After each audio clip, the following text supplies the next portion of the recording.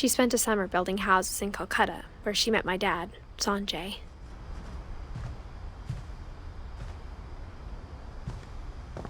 Religion was another thing my mom never talked about, but I think it helped her a lot after her dad died. My mom moved to India a week after graduation and got a job teaching English. Louis was born a year later.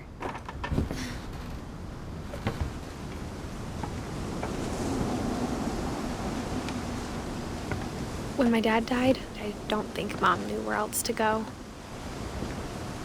I'm sure Edie was happy to have her back. And to see kids in the house again. The house had to get a little bigger, but Edie was used to that. And for a while, things were good. Almost normal. But it didn't last.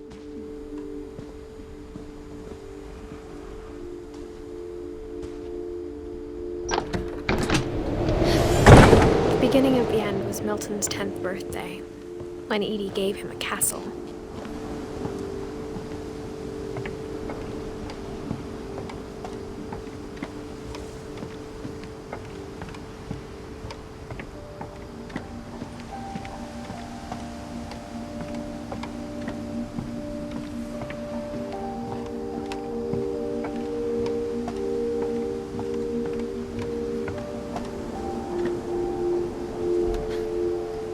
After Milton disappeared, the only thing he left behind was a room full of paintings.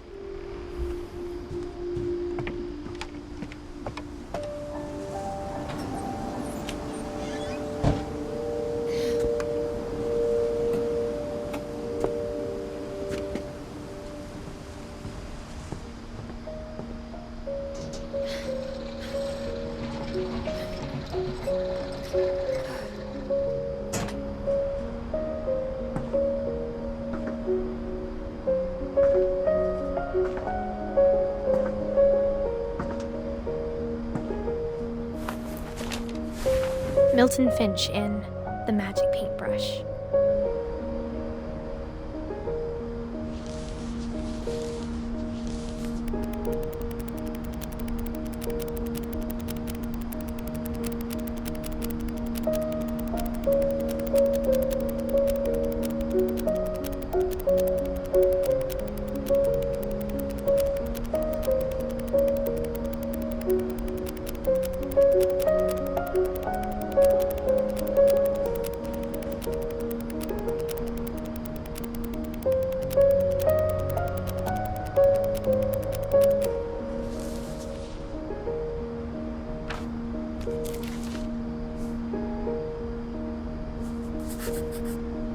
I was 4 when Milton disappeared.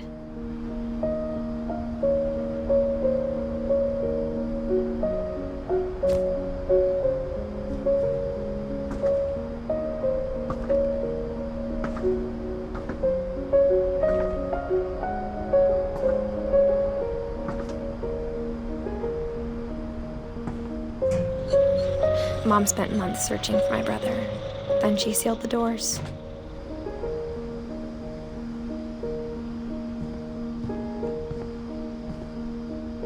Whatever Milton had found in the house, Mom didn't want it getting out.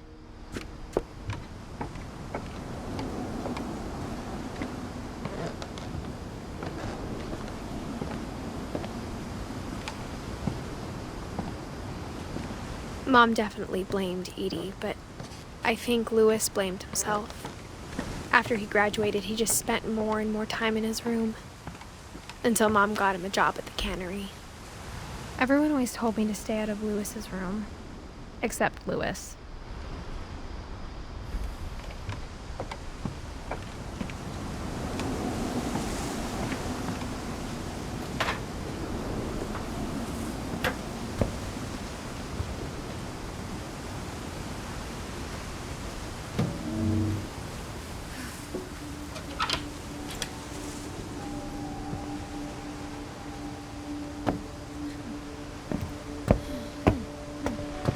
Louis's room smelled very, very familiar. That part of him lived on.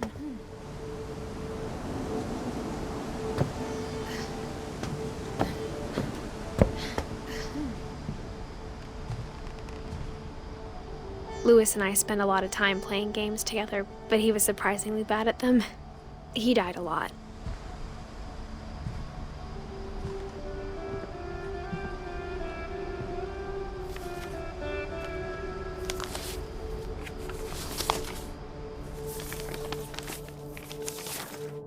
Dear Mrs. Finch, as Lewis's psychiatrist, I can understand your desire for an explanation.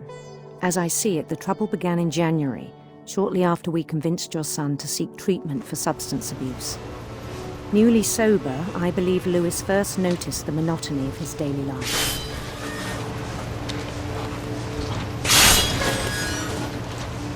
He kept working at the cannery, but he withdrew part of himself.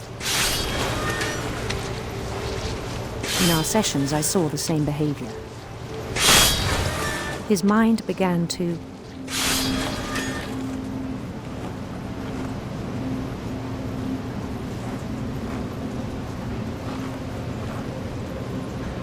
wander.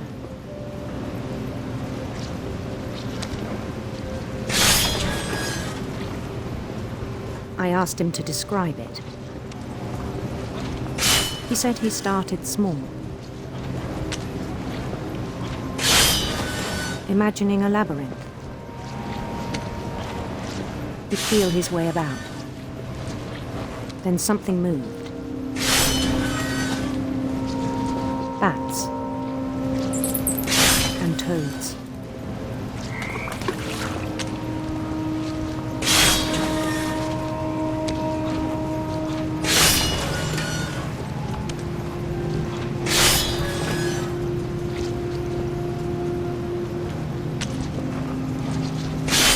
Things that have not names.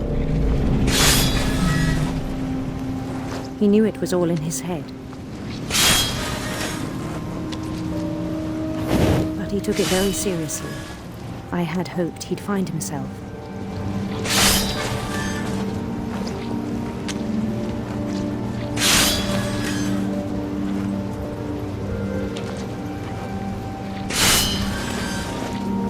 But he found something more. I worried about him then. Daydreaming at the cannery, I spoke with his boss. But he said Lewis had become a model employee. Methodical, tireless, focused. Like a whole new Lewis. So I let him go on.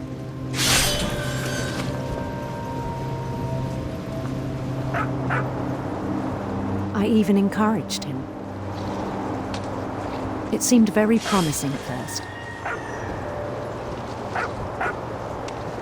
He told me he'd made a new friend.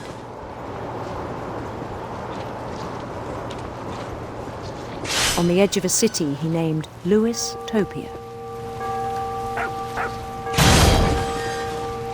He built the city up slowly, brick by brick. Then he made musicians.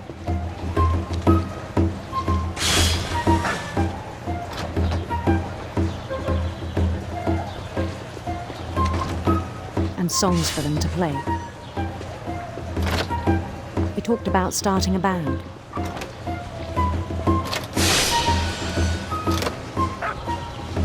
And he was always humming something. Every day his imagination grew stronger.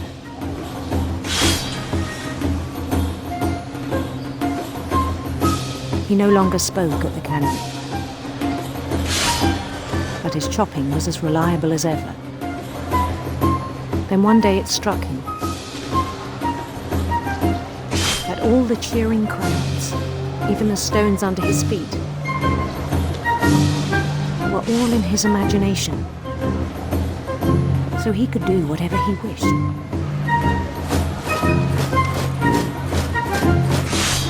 He held an election for mayor. And he won. They begged him to stay, but his mind was already wandering. It became a game for him.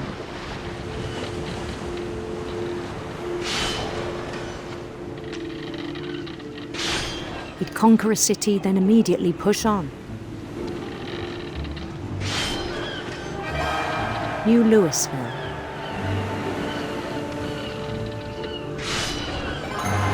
St. Louis.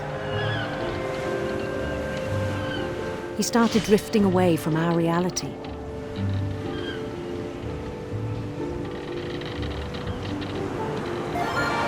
Minneapolis, until one day he forgot to go home from the cannery. Even as his mother pleaded with him, part of Louis kept sailing on.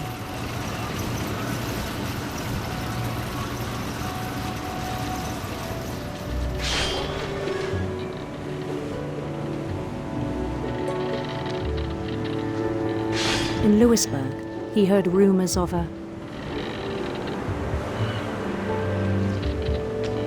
handsome queen.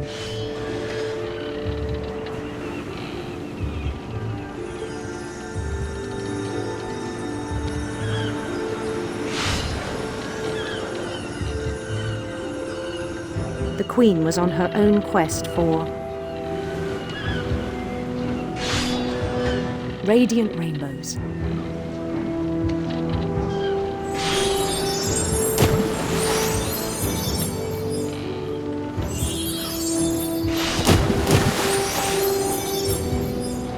He followed the sound of her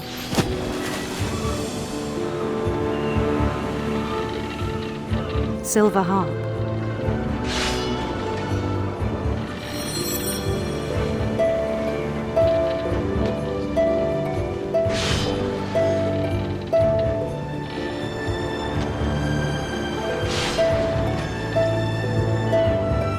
His chase led him to a golden palace east of the sun and west of the moon. Even then, his logic remained sound. He knew the world was all in his imagination.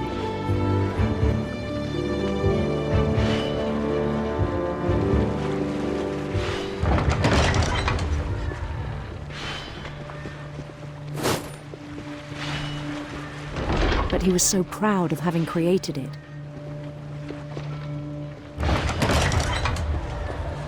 In his own eyes, he'd become something greater than a king.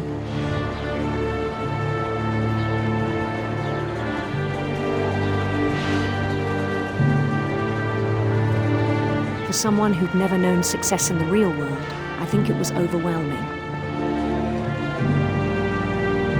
And then it struck him that the real Louis was not the one chopping salmon, but the one climbing the steps of a golden palace.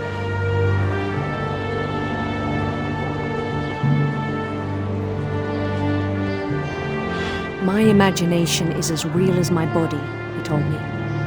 It was hard to argue with him.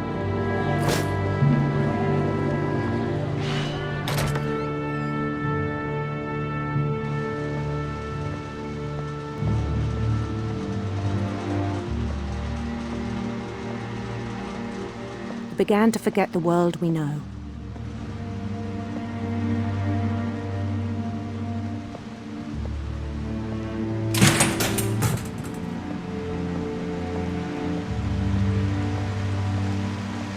I think it pained him to remember Louis, the cannery worker.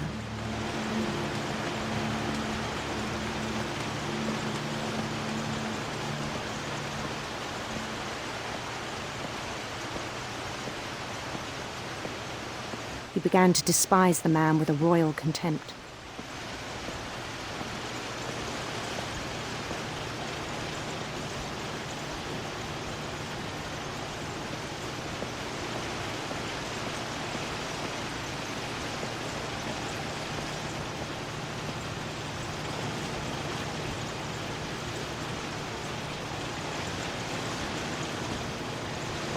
I still thought I could save him. Even after he said he was being crowned king over all the lands of wonder. The palace would be packed with his companions.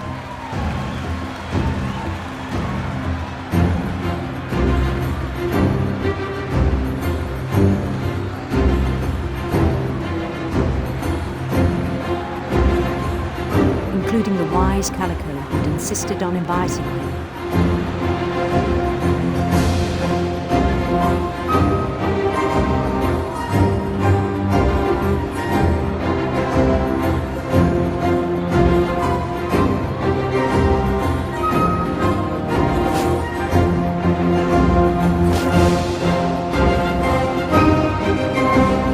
His queen waited, holding his crown.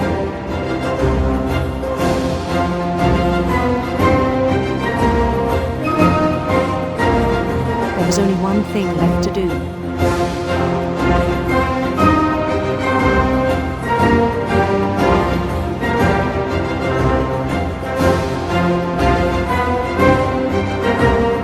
Bend down his head.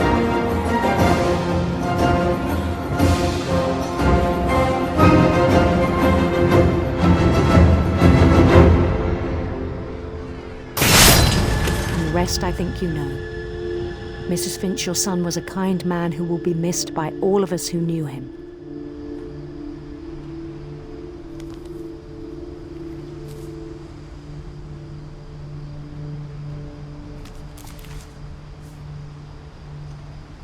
My brother was really cool. I wish you could have met him.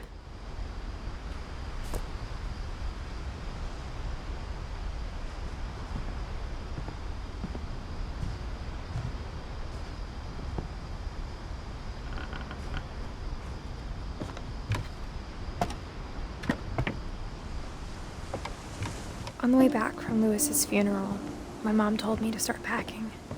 She waited until the day before we left to tell Edie. I'm not sure if she wanted to make it easier or harder. I wish we'd stayed. But I understand why we left.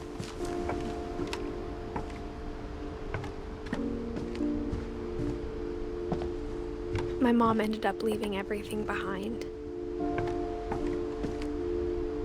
What happened that night had been coming for a long time. Maybe it should have come sooner.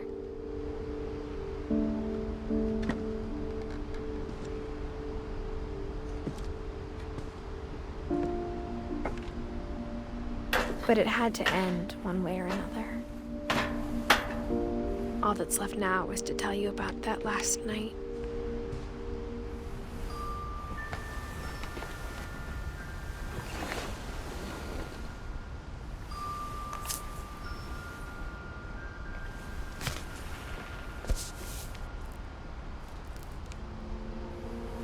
That whole last day, Edie just watched us pack and didn't say a word.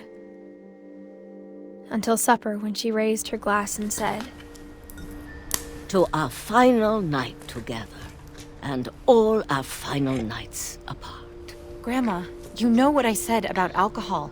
Some of your medications are very Edith, specific. I left a present for you in the hallway. Why don't you go open it? The grown-ups have to argue now. I'm sorry, you're right. We're all leaving tomorrow. Let's just enjoy our last... I'm not leaving. Edith, you're excused.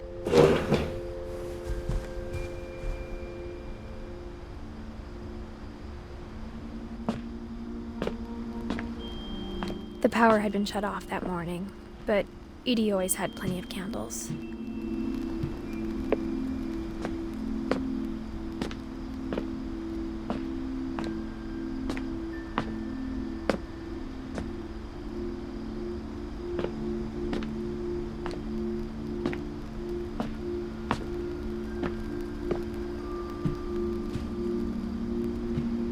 When my mom sealed the library, I don't think she knew about the other entrance. Or that Edie had a key to it.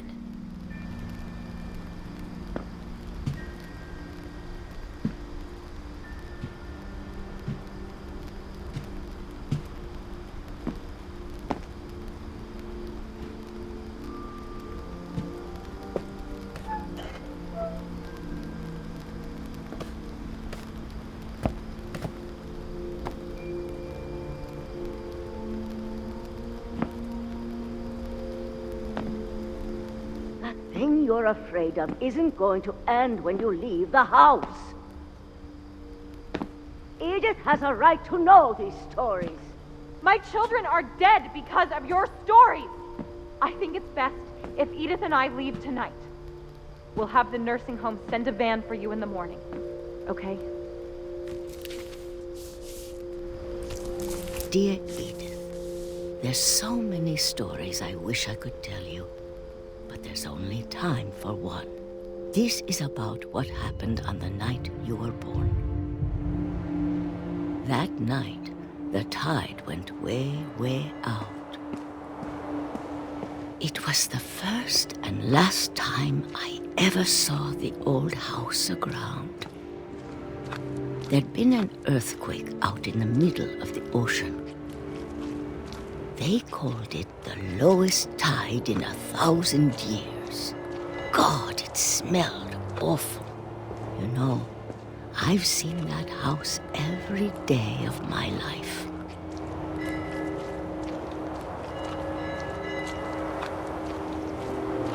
But I never thought I'd go back to it. When the fog rolled in, I lost my way.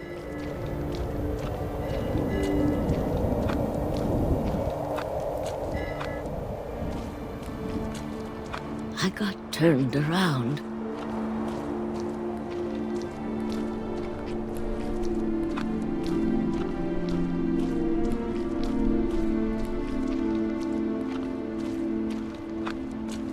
For a while, I wondered. I started seeing things.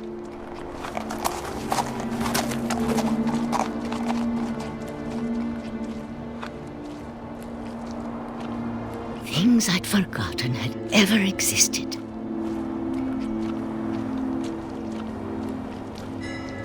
But when I saw them, they felt like old friends. That night, a lot of things came back to me. Or maybe I came back to them.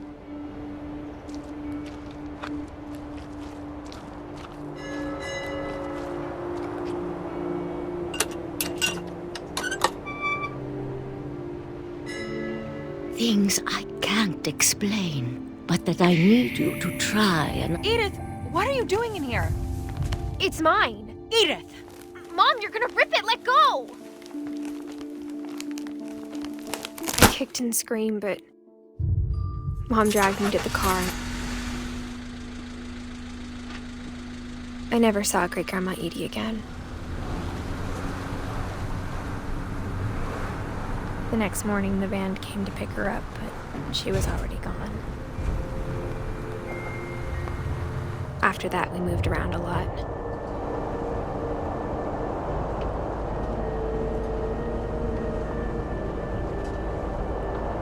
We both tried to make the best of it.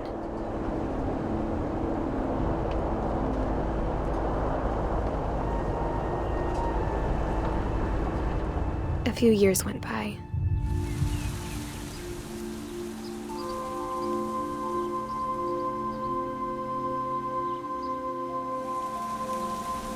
My mom didn't like to talk about it. But she started getting sick a lot.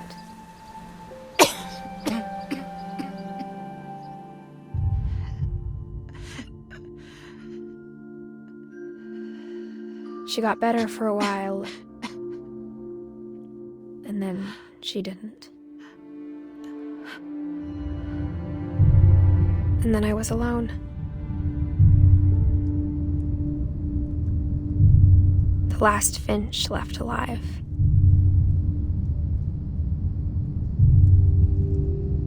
Until I found out about you. I'm still not sure what to tell you about all this. If we lived forever, maybe we'd have time to understand things. But as it is, I think the best we can do is try to open our eyes. And appreciate how strange and brief all of this is. This journal was supposed to be for you. But now I hope you'll never see it. I just want to meet you. And tell you all these stories myself. But I guess if you're reading this now, things things didn't work out that way.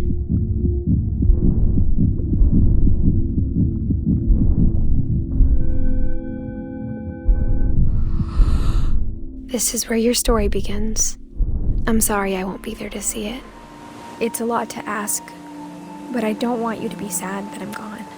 I want you to be amazed that any of us ever had a chance to be here at all. Good luck.